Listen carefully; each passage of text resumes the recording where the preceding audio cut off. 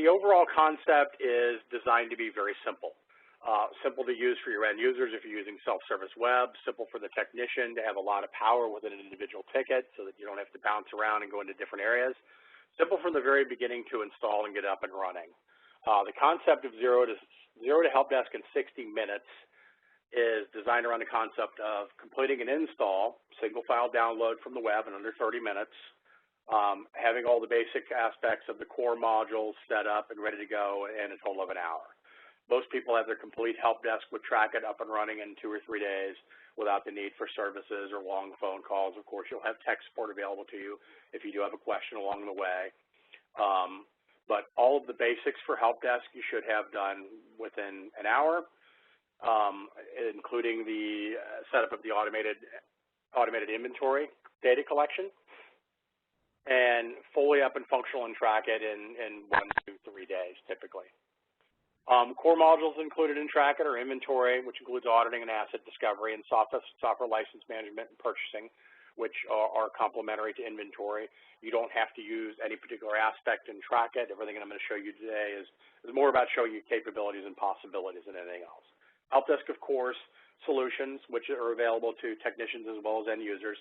Change management, which you can use if you want. It's included within the Trackit package. It's really an extension of your ticket workflow. Your tickets can be automatically assigned to a technician or a team. They can create email rules to enforce service level agreements such as due date, expected completion date, expected response date, closed ticket notifications, ticket modified notifications to text to end users, to escalation points or managers. The third part of workflow is potentially change management. Some of those tickets that you have might be requests that require sign-off from other folks before a purchase, before access to a share is granted, before development of an application. Maybe you want to send emails out to members of a change board, and the percentage of that board needs to approve before that change moves forward. Training and library modules are included. Of course, there's reporting and dashboards that are included in Trackit, and user self-service web portal if you choose to utilize that, a technician web interface in addition to the Windows install technician client for your technicians, as well as a mobile web interface for technicians. Add-ons available for Trackit include Trackit Remote Control, pretty much as it sounds, allows you to remote connect to a desktop. Trackit Barcode, which is a complement to inventory if you have a need for it, particularly if you have an active physical inventory need or active receiving operations. Allows you a quick way to, with a boardable scanner, scan that device, bring it into inventory, or update inventory if you're doing a physical inventory. And we batch store things like location, asset type, user, and department on the barcode scanner. Trackit Survey, again, one of those things that are fairly straightforward, allows you to automatically trigger a survey to be sent out to an end user to gauge the performance of your technicians. What's new in Trackit since version 6? Lots of things. Really a couple highlights. Again, if you want the full list here, particularly if you happen to be on an older version of Trackit and are considering an upgrade, a lot of stuff happened between version 6 and version 11.3, which I'm showing you today. Conditional required fields. Of course, you can get to the field label editor doing a Control F2 on any field in Trackit, make it required, set a default value, required unclosed. Again, I'm just going to hit the high points as I go through. The ability to retire assets, full email conversation management, so any automated or manual emails that go out from a ticket, all an end user has to do, or anybody that's CC'd or BCC'd on that email, is simply reply to the email, and their replies will automatically update the ticket. Trackit Mobile, which you see a little screenshot of a ticket list over there on the right side, that was added in version 10.5. Self-service web was completely rewritten in version 10. So completely different look and feel, a lot more customization abilities. You can change the layout of the work order form, the color schemes, the logos, the welcome message, all that good stuff. You can print directly from grid views in Trackit, just right-click and print or export to text, Excel, or HTML. Directory importer was added along the way. A lot of Active Directory integration, Windows integrated authentication, for instance, is available in Trackit. Skills-based routing to determine, based on the criteria that you set, where a ticket is assigned to what technician or what team. Example there in a screenshot is a selection of the facilities team or selection of a facility's type for a ticket categorization and the location of the requester being in Woodbridge, in my build is automatically going to assign this particular ticket to the facility's Woodbridge team. Fairly straightforward there, and you'll have lots of options, and I'm going to detail your workflow options pretty intensively once I share out my desktop. The ability to schedule and email reports was added along the way. New for 11.2, upgrade from 11 to 11.1. I should probably pull that off the slide because I have a newer one. Either way, it's there now. Work order time tracking, so you have the option to automatically track time on a ticket. You could turn that off and you could track time manually, the old school way. You also have the option, if you are setting time and tracking it manually, you can give your techs the ability to override 5 minutes to an hour or an hour to 5 minutes as it makes sense. So both of those are options. Let's see, Windows audits were rewritten. Okay, so now for the stuff that's exclusively new for version 11.3. There is now, password reset has been rewritten. There is now a logon assistant available. Previous iterations, if you were locked out of Windows, you needed to go to a buddy's machine and borrow his or her browser to log into the password reset interface specifically.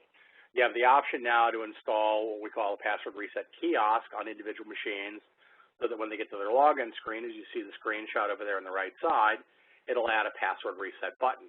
So if I'm on my own machine, I don't have to borrow a buddy's machine anymore. I can just click that little password reset button there, and it's going to put me right into the interface.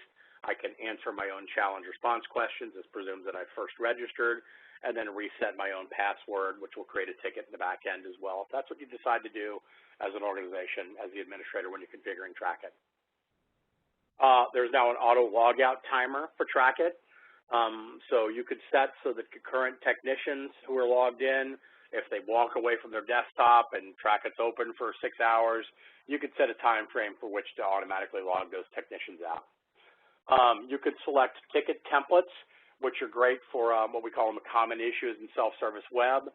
Those can be for typical requests like, how do I do this in Excel? I get this crazy error in Windows. Things that come up very frequently. They can select the template. That template could be set so that it's a ticket that gets created that's automatically closed, and then would automatically send them an email with answers to their question. So it's really pretty seamless, great way to head off tickets. Also great for more complex issues like new hire requests for various departments, and then when an end user selects that, perhaps a hiring manager, that could trigger a more complex template that has multiple steps out to different teams as a result of ticket assignments, which are basically child tickets, all organized within a single parent ticket. So complex tickets, simple tickets, common issues available in self-service web now. Web Service API was added in the previous version, but it was help desk only. It's now been included to include inventory. What that does is it's an application programming interface via web that allows you to create trigger points so that Trackit could potentially send a ticket to another application, or another application could open a ticket and track it. From an inventory perspective, it's pretty much the same thing.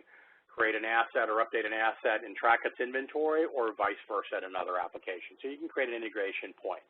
That is well documented. We do have a doc for that. Windows authentication options. Along the way, we've added integrated Windows authentication for everybody. The default for end users, out of the box, is still single sign-on. And what we mean by that is you import your users from Active Directory. As long as they can log into their own Windows machine successfully, all they do is click on the URL, and they're not even prompted for login. They just pass directly through. Trackit recognizes who they are. You have the option to have them key in their Windows credentials. You could hard code the domain in case they forget to add the domain in there, which they probably all will. Nobody's going to remember to put domain/username in there. They're all just going to put their username in there, so you're going to want to hard code the domain. And then it will pass those credentials through the Trackit and log them in. You could also have Trackit managed user ID and password. Now, the default has always been Trackit managed user ID and password for technicians. However, at this point in time, integrated authentication is now available for technicians. That could be via prompt, tech keys in their Windows credentials, or it could be single sign-on. Tech just clicks Trackit, it just opens up, doesn't even prompt it. That's for the technician web, which is the technician client, which is the Windows install, as well as the technician web, which is the web-based, no install needed interface for Trackit. Trackit community integration is now in Technician Client as well as Trackit Web, which is the Technician Web interface. So if you want to jump directly from there to communities, you can do that. There's also communities link under help and a couple other cool, nice new things in Trackit. And at that, I am going to come back to this page. I'm actually going to point out a couple of these things early on as well. And again, I'm going to come back to this at the end. Trackit.com, spectacular resource. Lots of good stuff. Links from this page to other cool stuff. Demo.trackit.com, that is our internet-facing, our public version of Trackit. You'll have the option earlier, prior to version 10 of Trackit, it was a little bit more difficult, a little bit less seamless, more things you had to open up between public and private, internal and external in order to get the web functioning on the internet. A lot easier now. You have to do a lot less. Demo.trackit.com is our outward-facing web presence there. And again, I'm going to touch on that a little bit. You can remember the phone number there. And again, I'm going to come back to it. At this point, I'm going to go ahead and share out my desktop. We're going to take a deeper look at Trackit.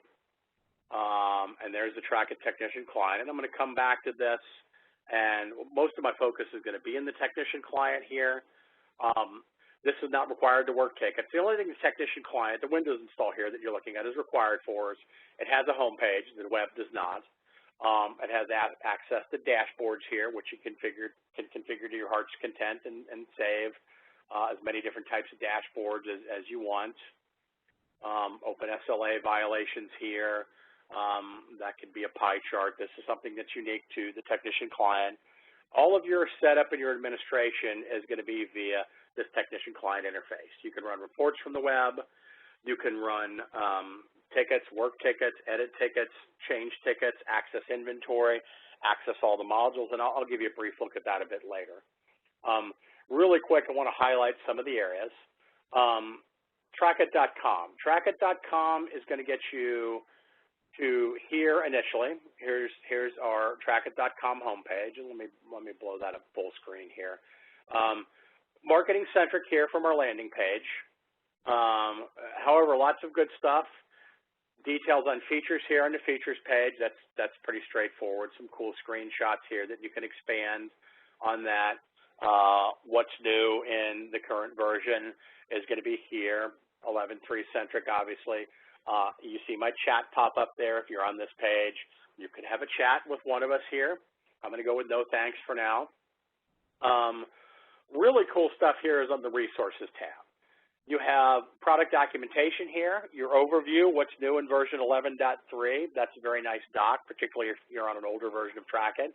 Want to specifically highlight that stuff, and it's also going to take you a couple of versions back. Also, remember, you can always ask me for the PowerPoint presentation from the day, and that's going to have a lot of cool details on it as well. Videos, Trackit overview, how to set up Trackit audit, configuring outbound and inbound email settings, how do you set up ticket priorities and work order types, what's new in version 11, asset discovery, lots of good stuff there, customer stories. This is going to give you detailed information from some of our larger, in particular, customers in this case.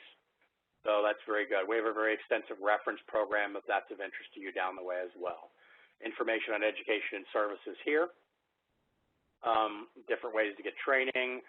Boot camps, online training is available to you, very affordable option. Details on that here. Of course, you can always call us. A couple of additional phone numbers there. Link to support here is going to link you literally over to tech support. If you're going to be upgrading Trackit, you go right in here to product updates. It may or may not ask me to log in. I've already logged in, but so I don't need to log in again.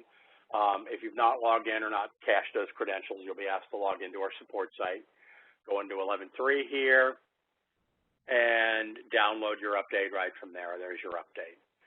Full install information is also available at my profile. All our knowledge base is available here. You could submit a ticket online here, e-submission. And that's going to put you right into our ticket submission portal here.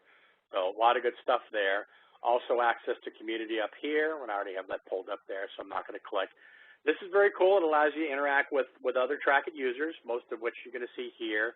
There's our product manager right here. There's his picture, senior product manager. for Trackit.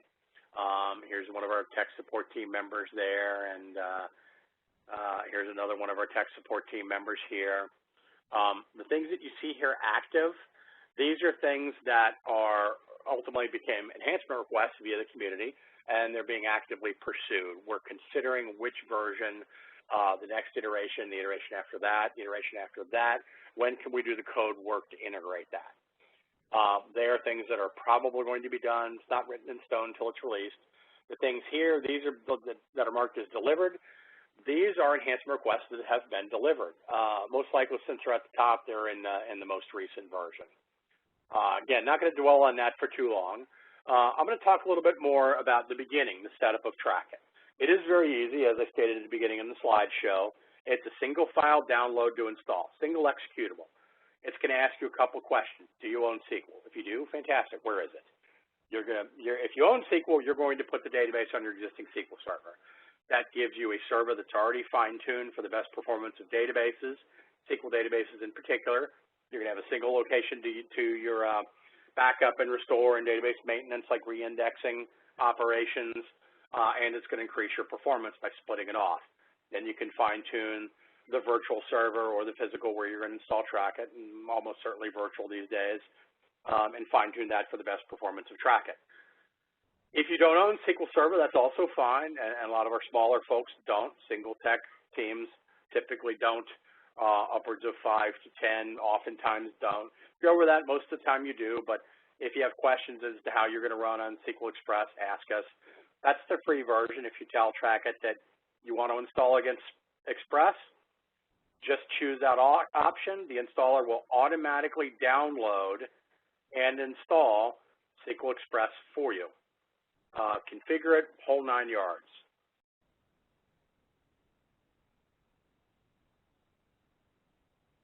The next question you'll be asked is, do you want to install Trackit Web? Most of the time, your answer is going to be yes. If you want to make the Trackit Web public, if you wish to make it available over the internet to end users or technicians or both, you might say no at that point in time and then install it independently and separately, which you can do on another server that has a public IP.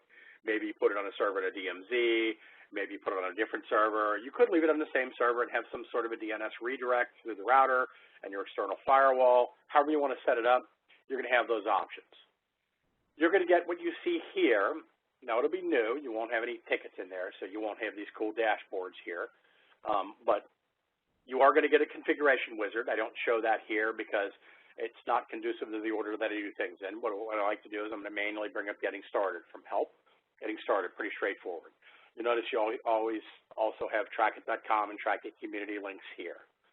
So Getting Started mirrors what you see in the configuration wizard when you first install Trackit. If you forego that or do part of it, that's fine. You're going to get this until you choose to check this box and don't show this window next time. You're always going to have this. There's a lot of redundancy in Trackit. So right up at the top, and this isn't a natural order that you're going to do things in. You're really going to start, I like to start here at setting up users and technicians. I like to point out that all of my setup here is in the admin console. So I have an administration console link here. I have an administration console link over here on the left, same place. Whatever module I'm in, if I'm in Help Desk, I can always get to the administration console from Tools and Administration Console there. So there's a lot of redundancy in Trackit. Going into the full admin console, you don't necessarily ever need to do. We've got shortcuts throughout. For instance, what you're typically going to do when you first set up Trackit is you're going to come down here to set up users and technicians and click on Configure Directory Importer. That's going to put you right in the right place in the admin console. Span Directory Importer, Trackit goes on a domain. Trackit servers on a domain. That domain will appear here automatically. You can put something else there. I have specific admin login here. Most of the time, you're going to be fine with anonymous access. When you go to add your users, just click Users here, click Add. It's going to put you right out to your own organizational units. Just select the OU or OUs that contain the users that you wish to import. Default is everybody that you import is going to be granted access to self-service web via single sign-on. If you want to do that differently at a later date, manually, maybe by individual user or in blocks based on department or location or whatever other criteria you want to do, you can skip at that point and do that later.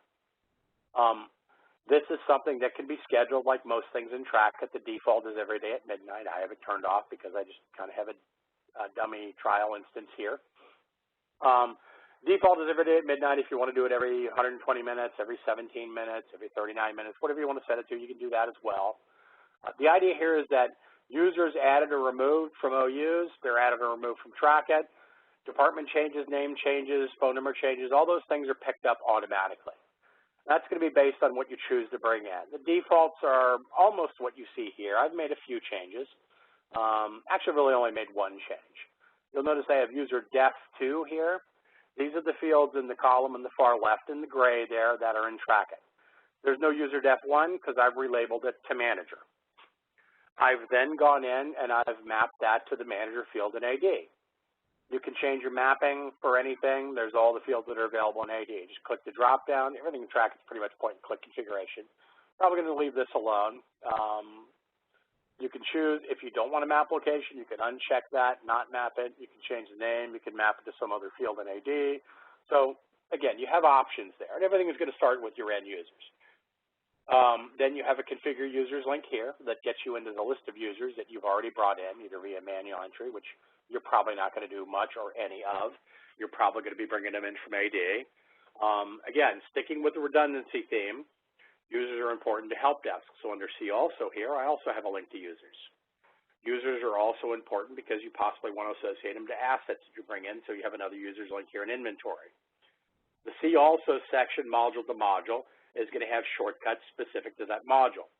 Here are help desk-centric shortcuts. Here are inventory-centric shortcuts. Maybe I want to take a look at ticket templates or ticket schedules or priorities here. There's my ticket priorities. That's also going to be redundant here once I get to the help desk section of the setup. Ticket priorities here, add them. Ticket types here, lays it out in a hierarchy. How-to questions versus problems. Now, the way I have mine set up is the way I have mine set up, just for my demo purposes. You can set yours up however you want. You're going to be able to add here a type or a subtype at this level.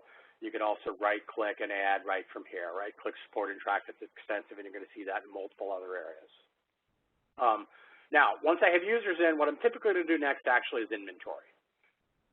It's a two-phase process to automatically populate assets to inventory. Phase one is discovery. Phase two is auditing. There's often confusion here, and different applications use different verbiage for different things, and we're using these terms in a very specific way. Discovery, again, I'm going to keep emphasizing phase one. Ultimately, the idea there is that you can think of this from a bit oversimplified fashion as a ping sweep. And that's actually the best way to set this up. You may have some compelling reason to go by OU, and then you can add OUs from there. Just click the Add button and browse through your OUs there, domain controllers or computers, and then bring in the OUs there and populate that way. Usually you'll do that only if you're managing a subset of the network as opposed to the whole. Generally speaking, most folks are going to get the most mileage out of IP scan. That's the truest form of scan. It's going to be the most accurate. It's not subject to human management. If it's out there and it responds to a ping, Trackit discovers it. Again, to repeat that, if it's within a range where you told Trackit to look and it responds to a ping, Trackit will discover it. It's that simple. This is going to give you servers, desktops, and laptops for certain. It's also going to give you things like printers and routers and switches. If you have a refrigerator in your break room and it has an IP address and it responds to a ping, Trackit will discover that. That's really all we need is a response. Now, if it's something that's running SNMP, like often a printer, a router, or switch, maybe your refrigerator in the break room, don't know. If it's running SNMP, we're going to leverage SNMP data off of that device at that point in time. Name, what type of asset is it, location, whatever you've got in there, we're going to pull out, log into Trackit. Now, if it's a computer, a Windows machine, server, desktop, laptop, probably not going to have SNMP running. We're not going to get the detail here. For most of your Windows machines, the only thing Discovery is going to give us is it responded, and here's its name. Since SNMP is not enabled, we're going to go to the backup, which is reverse DNS lookup, to gather the computer name. That's all we need for computers during this part of the process. Now, you may choose to do just a discovery, in which case you're not going to have any detail on your Windows machines. You'll have a little bit of detail on anything that has SNMP running. You can still associate those to departments and locations and users manually. Now, what you really probably want to do is use the full auditing. This is where we get the cool stuff from the Windows machine. Your keys here are setup credentials. This will be a domain admin or equivalent account. This gives us rights because when you add a machine to a domain, if the firewall is running, you get 2 automatic exceptions. File and printer sharing, so the admin share is open, and domain admins group added to the local admins group. So domain admin or equivalent account here, often a service account, that gives us the rights to get to the machine and push the agent to facilitate the auditing, and your schedule. How often do you want it to run automatically? Now, you can always do a one-off, right-click on a machine in inventory and audit it. You can actually load a machine to a ticket. Tickets will actually load machines automatically if they're associated to your end users, which you're probably going to end up doing. And you can remote connect to or audit directly from there as well. You can audit in batches, particular groups, by department, manual. Lots of manual ways to do it. The automated audit, you're going to schedule this for probably as often as you're going to review the full set of results. Most common is probably 1 day a month, maybe the 15th, whatever it may be. Second most common is weekly. Mine's set to Wednesdays, 6 a.m. You can pick the time for it to start, enable it, and it'll run it automatically. It's that simple. It's a hands-off process. Like all things, it's automated in TrackIt. Step away. This is part of that setup that you're going to have done and kind of up and running in the first 60 minutes.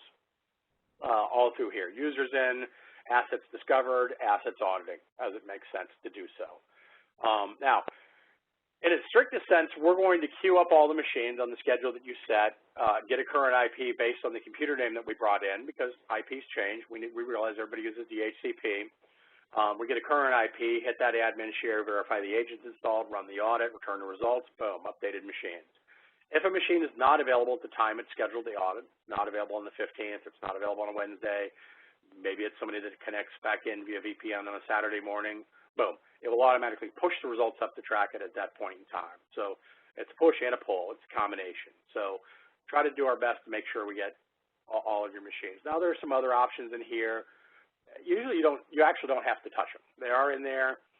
They are available to you. I don't dwell on them here for the most part. So once you complete those 2 steps, you're now automatically populating inventory. You have some other things like locations and departments. Really, though, your locations and departments are going to populate when you bring your users in because your users probably have locations and departments listed on them. So you won't need to do anything there. Then it comes to help desk. Configure business hours. Very important. You're probably going to have some service level agreements that are of the normal or low priority that are going to respect these business hours. It's not going to escalate outside of business hours. It's going to ignore business hours as far as your SLAs. If it's due in 8 hours and it's submitted at 7 p.m. in my environment, it consumes that first hour and then restarts the clock the next morning at 8 a.m. because it's something that's going to respect your business hours. Now, the main reason we have business hours is so that most of your SLA enforcement via event policies is enforced via the business hours, but your critical issues, however you set to determine urgency, and I'm going to expand upon that a little bit later as well, you may have some types of issues that ignore your business hours. It's critical. It doesn't matter that it came in at midnight. It's a critical issue. We're going to jump on it. We're going to send emails, and the clock starts now. Totally at your option. You can set up whatever ticket priorities you want. kept mine pretty simple: critical, high, normal, project. Those are mine. You can set up yours. Again, right-click and add or click add at the bottom. Ticket types, next option there. Really, it's something you're going to do. Now, ticket types can determine quite a lot for you. It can determine what the due date on a ticket is, what the expected completion date and the email rules are and the escalation rules are. It can determine if it triggers change management. It can determine what team that ticket's automatically assigned to. For instance, in my environment, these 2 here, how-to question regarding hardware or software. If we expand to the 3rd level, you see that expands there. That's all going to be handled by help desk. If it's a problem that's local, that's going to be handled by my help desk team. If it's a global issue, something that affects everyone, this I'm automatically going to assign to 2nd level. Something that is a problem related to facilities. Again, we have a lot of our TrackIt customers using TrackIt for facilities teams. Any of these would assign automatically to a facilities team and maybe a location-specific team in my build. So the majority of your setup is going to be done there. And an extension of that, when I move into help desk here, your skill routing policies linked there to determine where a ticket's assigned automatically, and your event policies to determine your email and your due dates and your escalation rules and all that stuff. So to talk about workflow a little bit, I'm going to bring up a new ticket here. And actually, I'm going to take a brief pause. I'm going to bounce over to the web just briefly here. I'm going to come back over here, and I'm going to go to this new tab here, and I'm going to click on my self-service web, SS web link there. So I've provided the URL. I've been brought in via Active Directory. I've successfully logged onto Windows. I'm not prompted for a login. I'm just in. As an end user, I can view announcements over here. I can search for solutions. Announcements are a good first way to mitigate tickets. If the mail server's down, you don't need everybody to call you independently. They're definitely not going to send an email because your mail server's down. And eventually you're going to run out of people to answer the phone if your mail server's down. So put an announcement here. Eventually they're going to come here and they're going to see that. They're going to wait patiently, hopefully. Again, if you're using it for facilities, another good way to announce any systemic issue like an AC down. We strategically put solution search here on top. So as long as you build out solutions that are available to your end users, they come in here, they enter some search criteria. Anybody that's used the internet recently is going to be pretty familiar with a search. It's algorithm. It's very similar to what Google employs. If they get a hit, they have a hit, they can review the solution there or put it to paper by clicking print there. They can come over here and they can add a new ticket. This is an area where you can fine-tune what's in this display. Let me minimize this so I can get to my next tab because I want to show you what this looks like by default because I have made some extensive changes to mine. So we're going to bring that up there. So mine looks like this. My home page looks like that. The default home page. This is where you can go to get an idea of the look and feel. Demo.trackit.com, then just go self-service at the back end if you want to take a look at self-service. So by default, it's BMC Software. Here are the icons, no links here, all blue. New work order form looks like this. In my build, it's not work order, it's ticket. I've changed the verbiage, so it's add a new ticket, and it's my tickets over here. The icons are different. I have some red added to my view. I have some custom links here. I've changed the verbiage here. I've added my own custom logo. We have articles behind how you do all of this stuff. Very easy to customize the look and feel of Trackit. Again, if you want to get an idea of what it looks like from an overview perspective without the need to download or install anything, just go to demo.trackit.com, then throw self-service. As you see right there at the back end, that will put you to self-service. If you're at self-service, demo user is the user, no login. Just leave the password blank and click log in.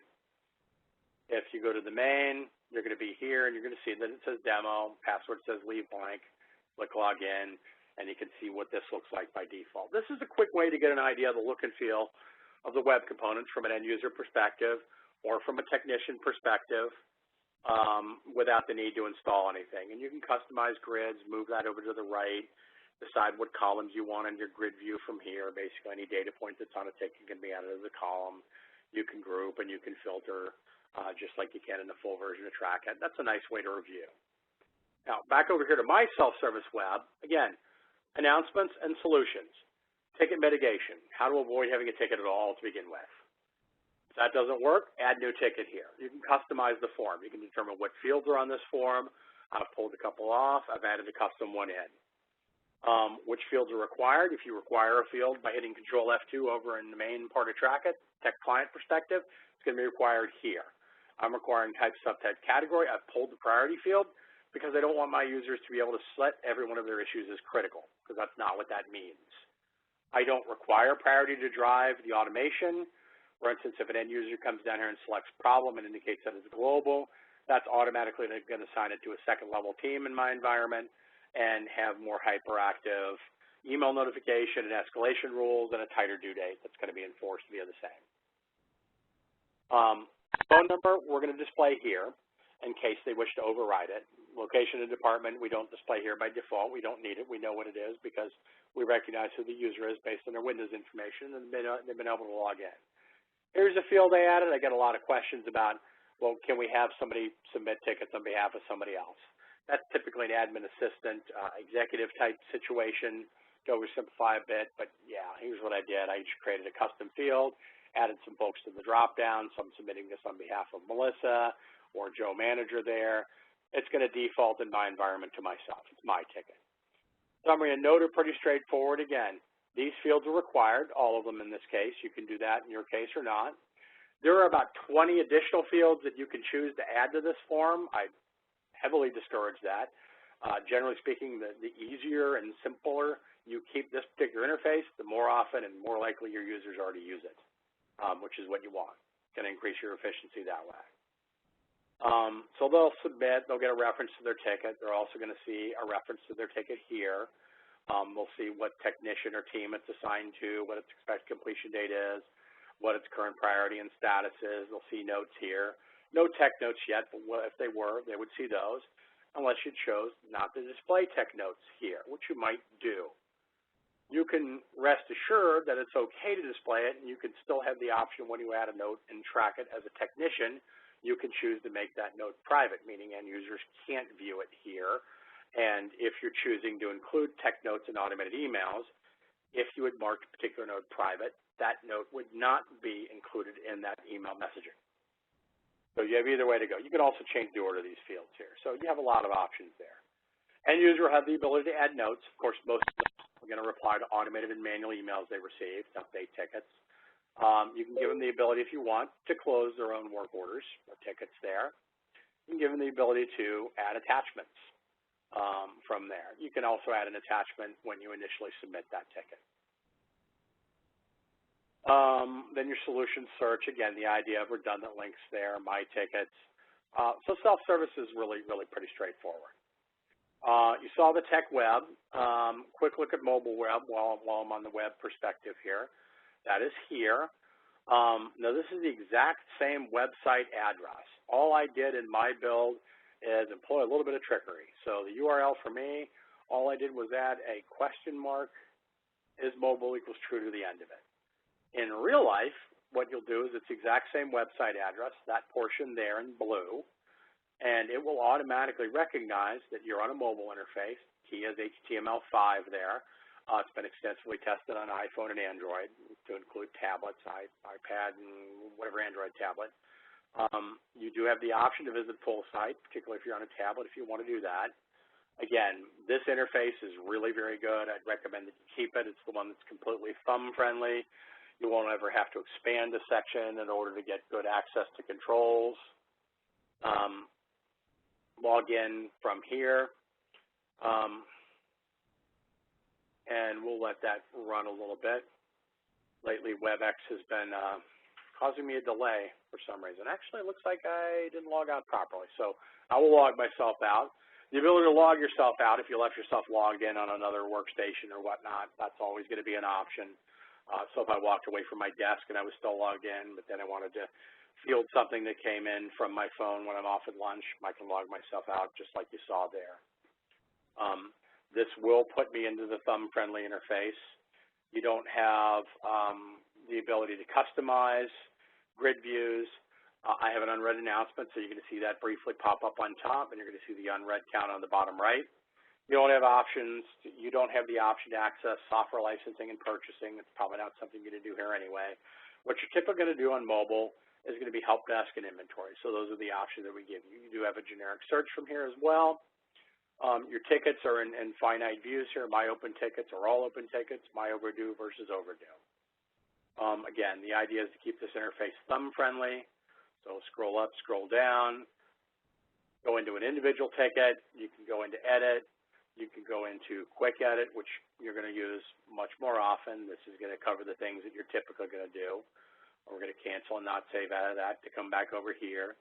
You can send emails from these tickets. Again, if you're going to email a requester, you have the option to add a CC or a BCC, and then any of those people in the CC or BCC become a party to the ticket. Maybe if it's an issue for this person that's affecting the entire marketing department, you want to throw that distribution list here. Maybe this is the 55th call that this person has put in today, and you want to BCC the manager, you can do that. Any number of reasons you might do that. Then either the requester or the BCC or the CCC or any members of that distribution list All they have to do is reply to that email, and that would automatically update the ticket. Pretty straightforward there. You could also add tickets, of course, search data and tickets, go to a particular ticket by name. Really user-friendly interface, does allow you to drill pretty deep. We're going to log out of that for now. We're going to come back over to the main tracking interface, talk a little about workflow and your options. Overall, what I typically recommend is your two basic aspects of workflow, which are skill routing and event policy. Skill routing is where's the ticket assigned on it. Event policy is when's the ticket due, when's the expected completion date, when's the expected response date, if you wish to employ all three, and then what are the alarm values prior to each of these three basic dates.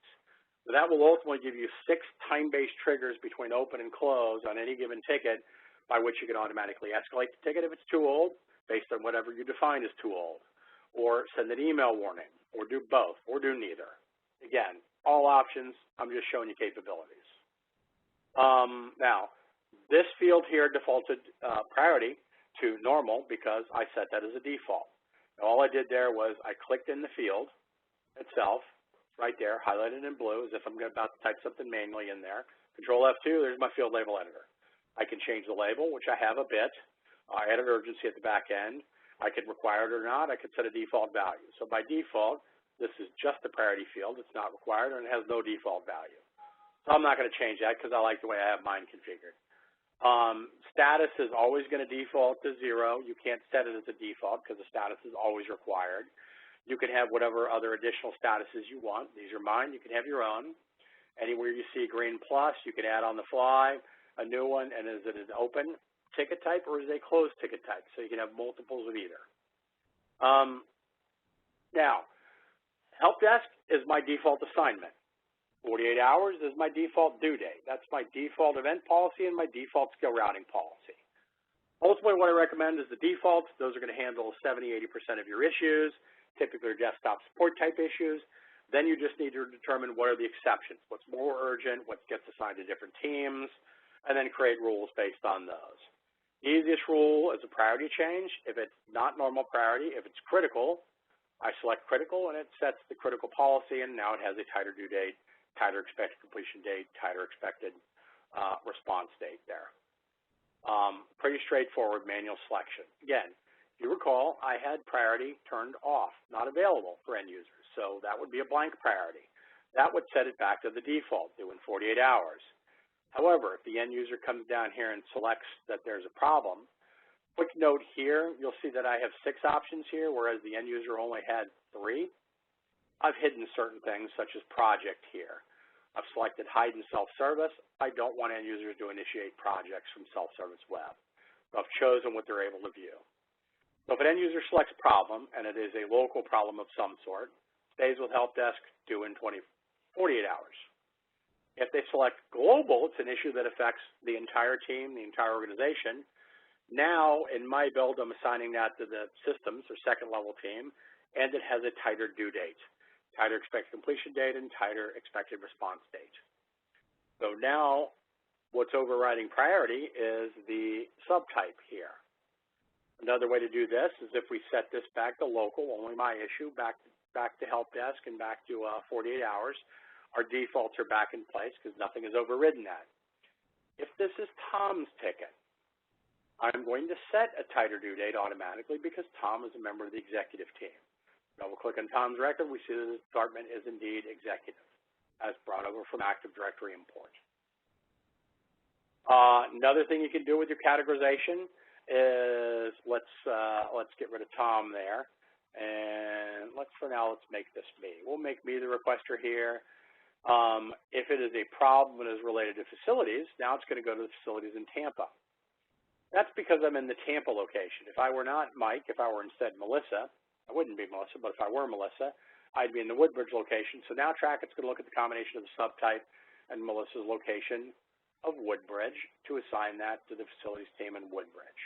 So now we're using a combination of the subtype and the requester. If I select project here, that's automatically going to set a different event policy, a longer due date because projects take longer.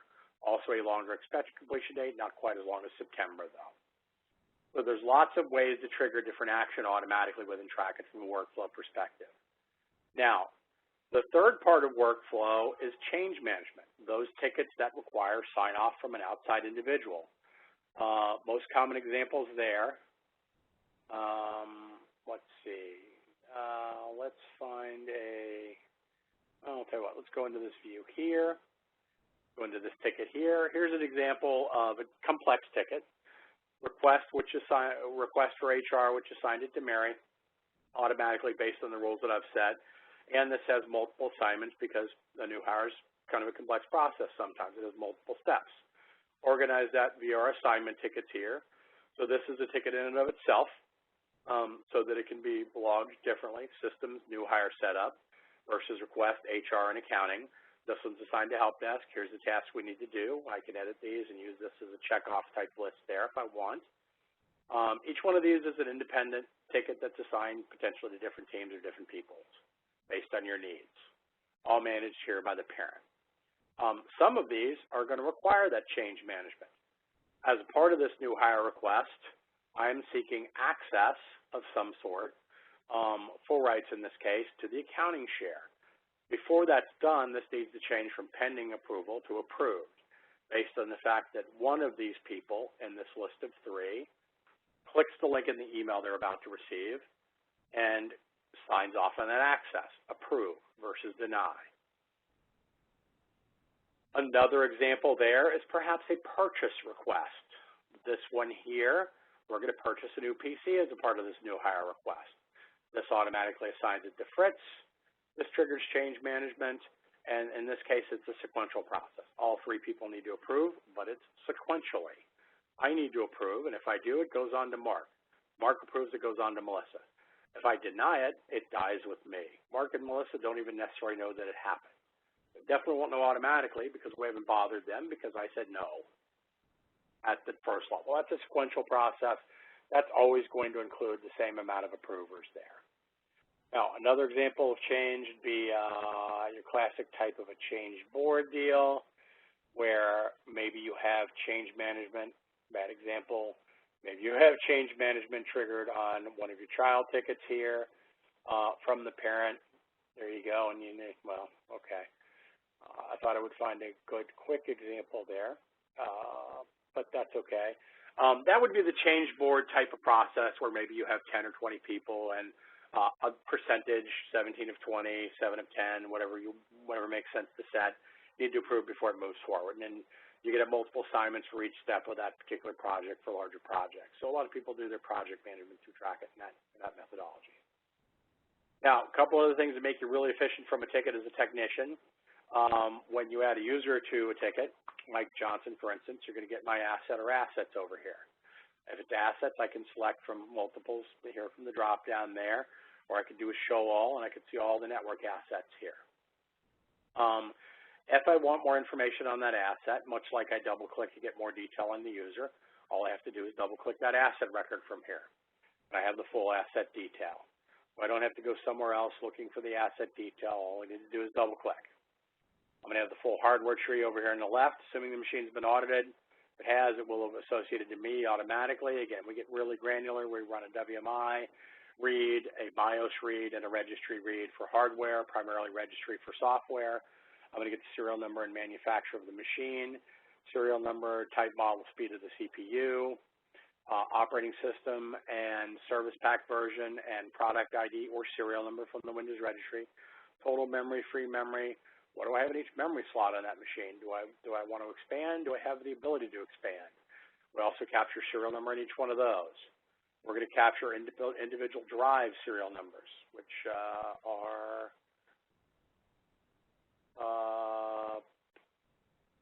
here. Here we go. There's my drive serial number, along with total and free space as well, just like memory. We're going to capture our network card. Here's why we associate the user automatically. BMC Tampa / Mike, which matches BMC _ Mike here, and so the auto association is done.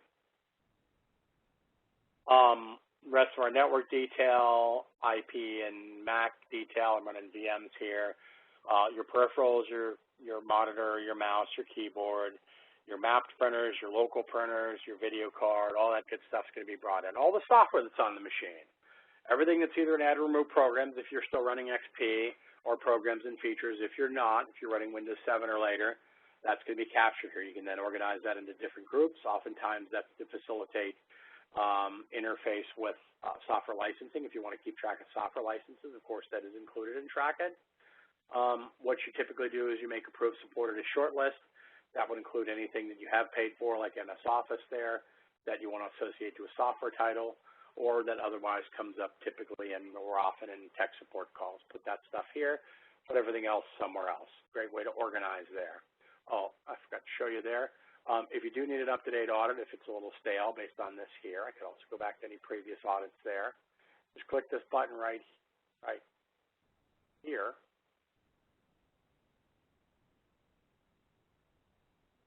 All right, right there. And then we'll get an immediate up-to-date audit on this machine. Another thing you can do right from here, if you have an interest in the add-on or remote control, all you need to do for that is to have the asset referenced there. Click Take Control up here, and you're on the desktop of that machine. It's shared control, so you can watch what they do, they can watch what you do, unless you decide to blank your screen and lock your keyboard and mouse, and then they can. Either way, you can initiate chat from here if you want. It's fairly straightforward, very user-friendly.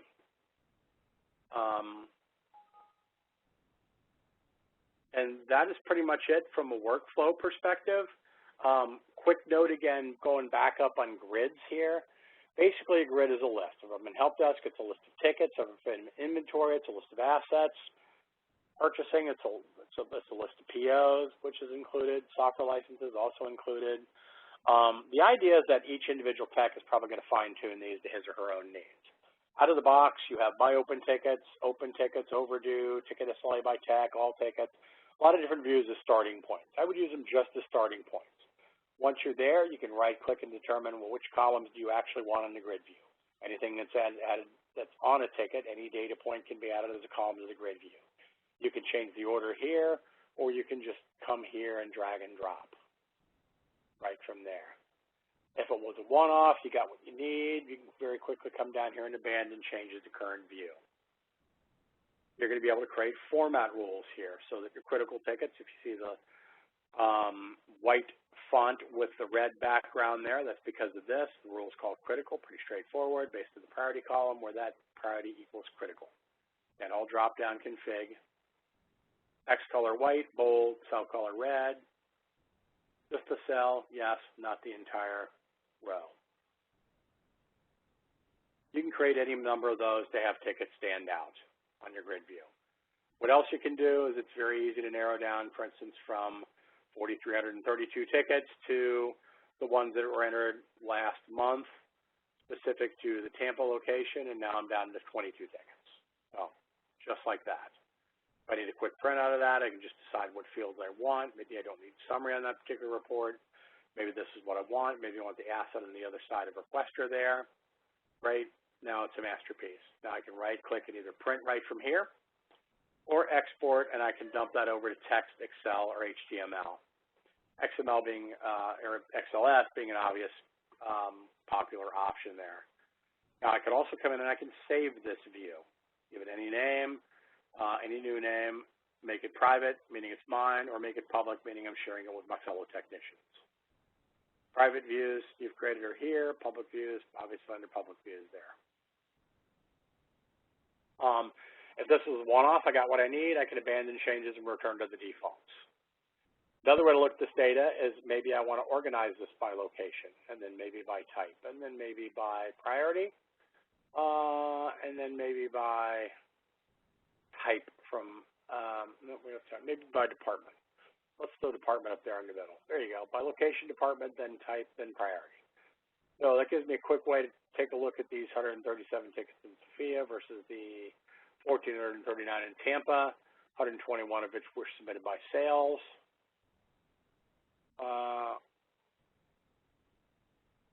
And then we drill down from there. Pretty straightforward. Now again, I could print or export or save or abandon at any point in time.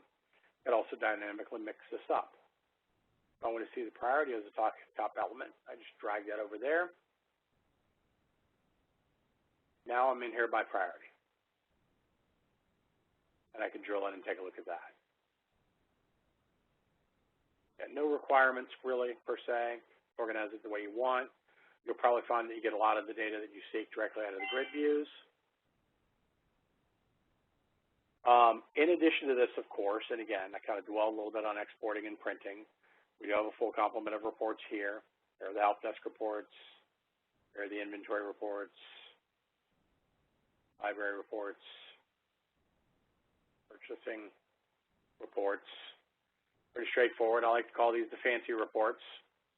Oftentimes you would modify these, highlight the report, export it, give it a new name. Once you're done tweaking it with Crystal, of which we're going to give you a copy when you purchase, import it in, give it a new name, and voila, you have a user-defined report within Trackit that can be run by anybody. One reason you would customize one or more of these is most of these reports start with a date range. You're going to want to hard code that to a relative date, like last week, last month, something like that. Save it if you're going to schedule it for email, which you can do. You can automatically email reports out to whoever you put in a 2-line here on whatever frequency you set. That's rather straightforward.